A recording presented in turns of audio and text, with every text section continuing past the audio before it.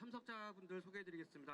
윤창현 전국 언론노동조합 정치 표적 심의를 남발하고 있는 선거방송심의위원회 위원들에 대해서 저희가 어떻게 대응할 것인지 대단히 고민이 많았습니다. 언론에 관한 문제를 법정으로 끌고 가는 것은 최대한 피하고 싶었습니다.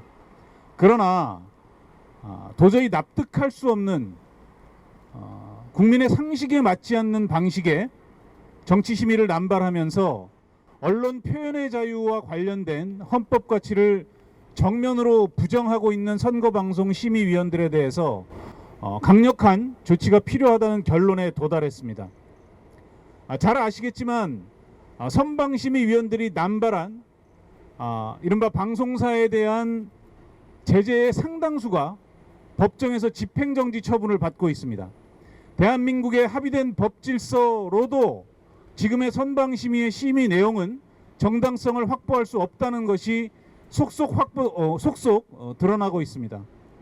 그러니까 이런 상황에서 저희가 법적 대응까지 나서게 된 것은 선거와 직접 관련이 없는 소위 정권의 심기를 거스를 수 있는 그런 요인이 있는 작은 팩트가 들어있는 보도들을 모조리 심의 대상에 올려서 귀에 걸면 귀걸이, 코에 걸면 코걸이식의 말도 안 되는 심의를 계속해서 남발하고 있기 때문입니다. 심의의 내용 자체도 문제지만 문제는 이러한 심의 과정들이 반복되면서 언론 현장에서는 극심한 혼란이 빚어지고 있습니다. 작은 표현 하나가 문제가 될까 두려워서 방송 진행자와 출연자들은 서로를 입단속해야 하는 웃지 못할 상황에 처해졌고 방송사 내부의 편집회의 석상에서는 이 아이템을 어떤 식으로 다룰 것인지, 이걸 다루면 제재의 대상이 될 것인지 아닌 것인지, 이러한 말도 안 되는 상황들이 사실상의 언론의 입을 틀어막는 효과로 구체적으로 나타나고 있는 상황입니다. 결국 이 선방심의위원들의 이 말도 안 되는 정치 표적 심의가 언론 현장의 정상적인 취재, 제작, 보도 과정에 심각한 방해를 초래하고 있습니다. 우리 언론 노동자들의 고유의 권한인 취재, 보도, 제작 과정 전반이 이들에 의해서 침해당하고 또 그 정당성을 부인당하고 있는 상황에서는 정상적인 업무의 수행이 어렵습니다. 그래서 오늘 선거방송심의위원회에서 문제적 제재를 남발하고 있는 여당 추천위원들 전원에 대해서 업무방해 혐의로 법의 심판대에 올릴 것을 요구하는 오늘 회견이 되겠습니다. 분명히 말씀드립니다. 선거방송심의위원회의 심의위원들의 임기는 오는 5월 10일이면 종료가 됩니다. 그러나 오늘 저희가 고발하는 업무방해 혐의에 공소시효는 7년입니다. 그들의 임기가 끝나더라도 대한민국의 언론 자유를 더럽히고 방송 노동자들의, 언론 노동자들의 업무를 방해한 그 죄에 대해서는 끝까지 죄를 물어서 반드시 법의 심판을 받도록 하겠습니다. 총선 일주일이 지난 오늘 선거방송심의위원회는 지난 2월 윤석열 대통령의 장모 최은순 씨의 가석방이 추진되고 있다는 MBC 뉴스데스크 보도에 대해 최고수위 법정 제재인 관계자 징계를 의결했습니다. 선방위원들은 악의적인 대통령 흠집내기 보도, 예비 대상자 포함과 정부 추진은 엄연히 다르다며 MBC 보도를 비난했습니다. 선거방송심의위원회는 또 윤 대통령의 이태원 참사 특별법 거부권 행사, 해병대 최상병 사건 관련 공판, YTN 민영화 논란 등 선거와 직접적 관련이 없는 기사까지 포함된 MBC 보도 17건을 묶어 역시 법정 제재인 경고를 의결했습니다.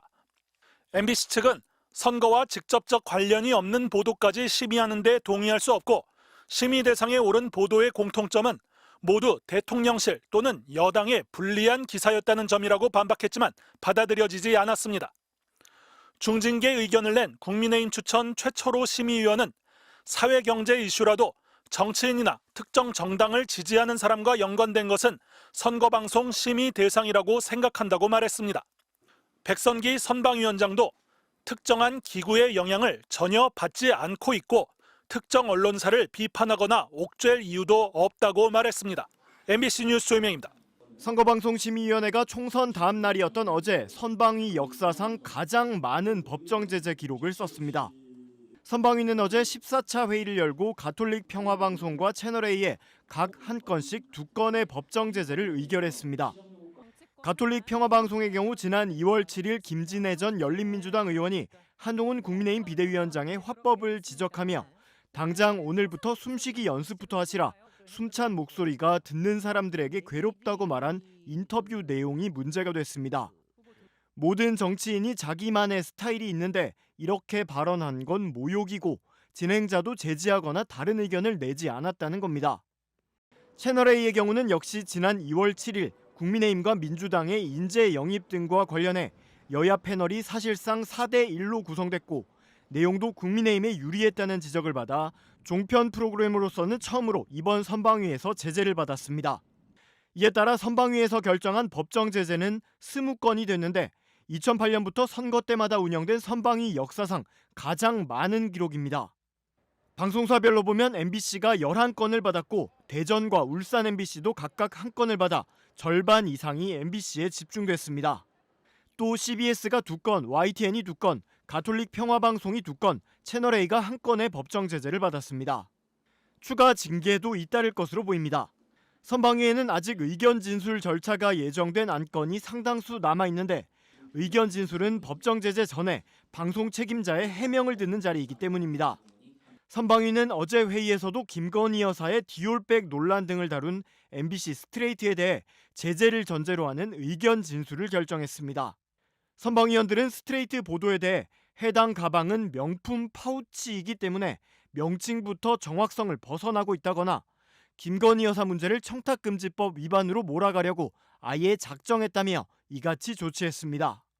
언론 현업단체들은 선방위가 정부 여당을 비판하는 프로그램에 집중적으로 중징계를 내렸다고 분석하면서 정부 여당 비판 방송을 입틀막하려 한다고 비판한 바 있습니다.